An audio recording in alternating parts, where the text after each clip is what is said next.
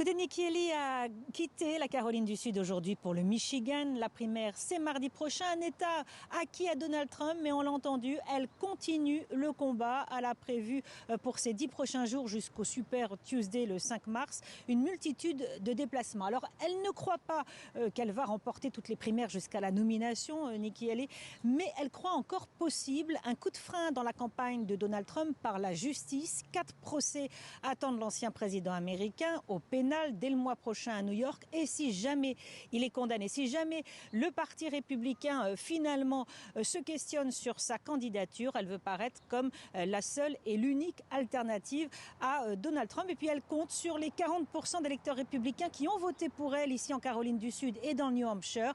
Et donc elle pense à l'avenir. Nikki Haley, elle n'a que 52 ans. Elle a dit en tout cas qu'elle n'attendait rien de Donald Trump, ce qui sous-entend qu'elle ne veut pas être sa vice-présidente. Tout peut changer en politique, mais en tout cas, elle l'a dit. Et donc, elle veut être cette alternative pour le futur du Parti républicain. Elle veut également être celle qui rassemble, mais on l'a entendu, Donald Trump estime endosser ce rôle de rassembleur, puisqu'il dit que le parti n'a jamais été aussi uni. C'est ce qu'il a dit ici à Columbia. Nikki Haley, en tout cas, peut continuer la course parce qu'elle a l'argent, elle a les moyens financiers, elle a le soutien des gros donateurs. Mais jusqu'à quand? En tout cas, selon les tout derniers sondages, si elle était la candidate des Républicains face à Joe Biden lors du scrutin présidentiel, et si l'élection avait lieu aujourd'hui, elle gagnerait, elle remporterait notamment le vote de tous ceux qui ne veulent ni Donald Trump ni Joe Biden.